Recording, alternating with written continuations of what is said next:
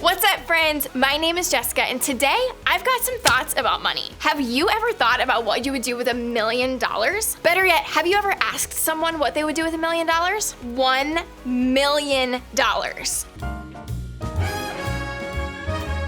I did. I asked my friends. Here's what they said. That's funny because I always thought what I will do, but actually if I have it, I will probably buy a second house and pay my first house so my mom can move closer. Well, first I would tithe, and then I would invest in a shoe collection, cause like shoes are expensive and I have zero shoe game. Zero shoe game. I would just use the $1 million to fly to wherever Taylor Swift is and use it to bribe her to be my friend. I think I would buy an island and move all of my friends and family to that island, grow our own food, everybody quit their jobs. I've always wondered what it would be like if there was a giant kid-sized pool full of pasta. So if I could pay someone, I don't know how much it would cost, and so that's why I feel like $1 million would do it. I think I would buy a house. Like that's for real. I would buy a house maybe by the beach, you know, like the $1 million houses by the beach. That's what I would do. Those are the best $1 million dreams. You may have noticed that some of my friends seem to have put lots of thought into what they do with that money, and others, maybe not so much. Unfortunately, we're not just talking about the way we'd all use our millions if we actually had them. We're gonna talk about something else. Something that's pretty important when it comes to money. Now, maybe you're thinking, what? I can't make any money yet. And if I don't make money yet, why are we even talking about this? I am so glad that you're thinking that, because when it comes to money, you may not have a lot of control over it, but you're certainly aware of how it affects your life. Maybe you feel the struggle around money in your home because your family can't afford the things you need to get by. Maybe you've never really talked about money with anyone before, so you're not even sure this is a safe topic to talk about. Maybe you see your favorite athletes or influencers or YouTubers making so much money and you want to be like them someday. Maybe you just really wish you had more of it. I think most of us can relate to that. I know I can. The point is this: money is a real part of our real lives. It has an impact on so much of the way we live. And because of that, it's an important thing to talk about and hopefully get a better understanding of together. I think for a lot of us, money isn't something we talk about every day. Maybe you don't talk about it with your friends, and maybe it never comes up at the dinner table with your family. But whether you realize it or not, it's definitely something you think about. We all do. We all have a certain idea of what it looks like to have money. Think about the influencers you follow on TikTok or Instagram. They're young, they're cool, and what do they probably all have in common? They're rich. They're making a lot of money with each post, and we know it. They show it in the way they dress, the places they live, the things they buy, the vacations they take. I think a lot of us would admit there are times we wished our lives looked a little more like that, right? I know I've wished that before. If I had money like them, I'd have all the status, influence, and fame I could ever want. A lot of us are tempted to see money as an answer to the things that we want in life. We think if we have enough to get that next cool thing, we'll be happy. But the thing I'm learning is that there's always going to be a next thing. That cycle doesn't end. The more we get, the more we want. Looking at money that way creates an appetite or a desire for more. And the reality is we're never going to be satisfied with what we get because the appetite for more never goes away. And ultimately, that leads to a lot of disappointment and frustration. Maybe you think about money in a different way. You feel trapped when it comes to money because you don't have a lot of control over it. You don't work, so you can't make your own money. And you can't control how your parents spend it or even what they make. You can't make decisions about how the money is spent in your life. You think if you had more money, you'd have more freedom too.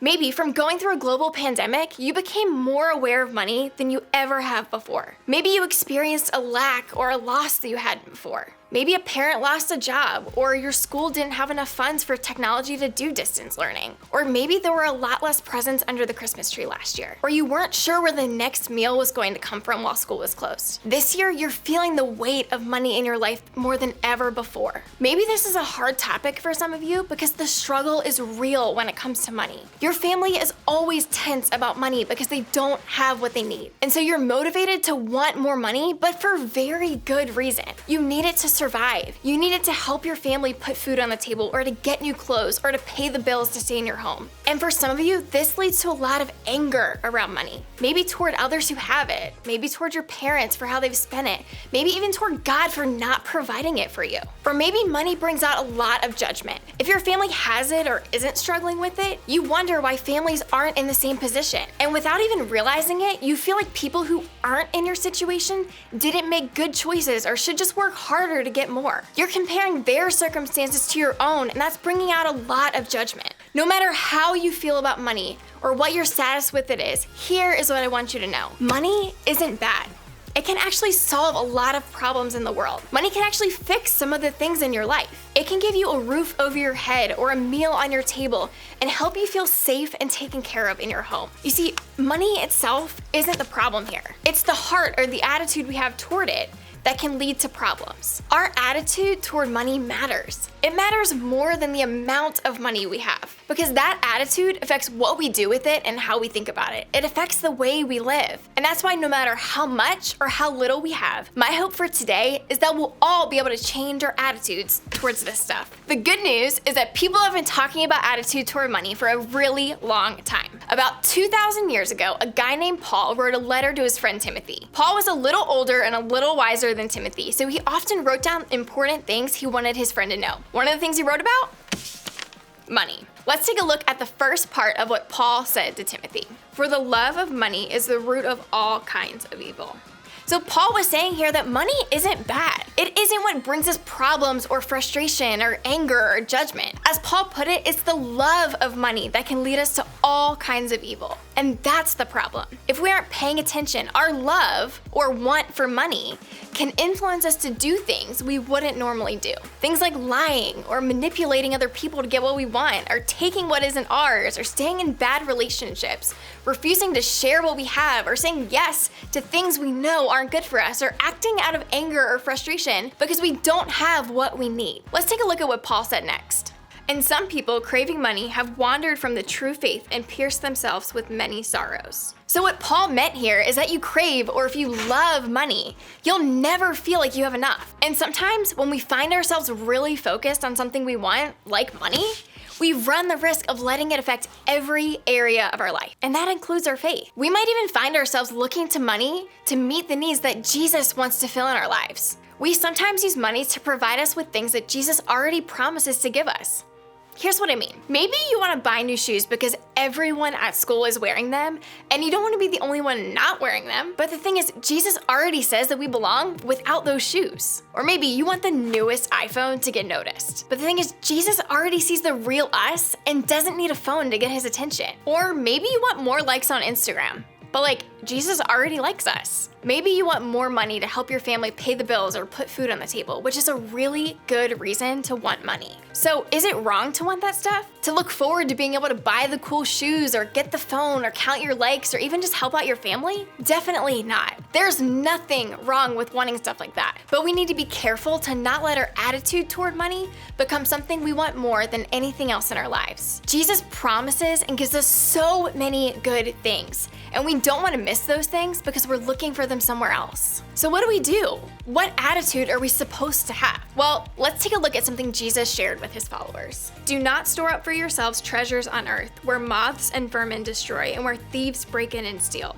But store up for yourselves treasures in heaven, where moths and vermin do not destroy and where thieves do not break in and steal. For where your treasure is, there your heart will be also. Jesus was telling us that the things we value and think are important are our treasures. Actually, let me show you something. These things, our treasures, they're what we focus a lot of our energy on. The things we treasure impact things like what we do and who we are and what we want. If we make money and material things our treasure, that's what we'll focus on in our lives. That's what will be most important to us. It'll be where our heart is. But here's the thing, money and what it can buy may seem valuable now, but these things are temporary. They don't last beyond our lifetime on earth. But when we focus on and treasure things that last forever, our hearts will be in the right place. What are these things that last forever? Well, they're the things in God's kingdom here on earth that have an impact in heaven. They're the things that God values and really cares about. And here's the thing. Sometimes money is needed to invest our hearts into things God cares about. Things like using our money to help people in need or buying a Bible so we can get to know God better. But other times, they're not material things. They're not always things that money can buy. They're things like having a relationship with God or showing love to the people around us. being kind and compassionate to others, respecting those who are different than us, being generous with what we have, or meeting the needs of other people, having faith that God will take care of us, or using our words to build others up, or trying to live as God tells us to live. And all of these things are the things that we should treasure. These are the things that we should focus our hearts and our minds on. In fact, God calls us to invest all of our lives and resources, including our money, on these things. Because the truth is, those are the things that will last. Money is something that matters while we're here on earth, but there are other things that matter even more. Things that God wants us to love and care about. You see, money matters, but your attitude around it matters more. So how can we be sure that we have the right attitude when it comes to money? Well, we can start by asking ourselves two things. The first is ask yourself this question: how do you feel about money? Do your feelings about money affect the way you act or talk or live? Do you feel angry or embarrassed when the topic of money comes up? Do you obsess over all the things that you could potentially buy with the money you do have? Do you spend a lot of time thinking about money? Do you compare yourself to others when it comes to what you have or don't have? Do you find yourself doing things that you wouldn't normally do in order to get money? By figuring out what you feel when money comes up, you'll be able to see how money might be affecting the way you act and talk and live. Then ask yourself this question: what change do you need to make in your attitude toward money? Maybe it's shifting the way you use it if you have it. Maybe it's addressing some of the anger you feel around it. Maybe it's asking for help when you need it. Maybe it's changing the way you see people who have more or less of it than you do. Now, I know that for some of you, your feelings toward money revolve around the fact that you need it to simply survive. You need food, you need clothes, you need a place to sleep. We're not asking you to not get what you need. Money can help you with getting what you need, and that's super important. That's something I'd love for you to talk to your group leader about today, actually, because the need is real, and your leaders not only want to talk with you about it, they want to help you figure it out. Whatever it is, let's decide today to make a change in the way we see money. Let's be careful to not let money become an obsession that tries to meet needs that Jesus wants to fill in our lives. And let's change our attitude about money to revolve around what God thinks is important on this earth and in heaven. Let's commit to being a group of people who know that money matters, but our attitude around it matters more. And because it matters so much, it's important that we keep talking about it together as we figure it out. And while talking about money might not be the easiest thing to do sometimes, remember you are not alone in figuring this thing out. That's really why we have groups, so that we can all have a place where we can talk about what we're thinking and learning and ask questions together.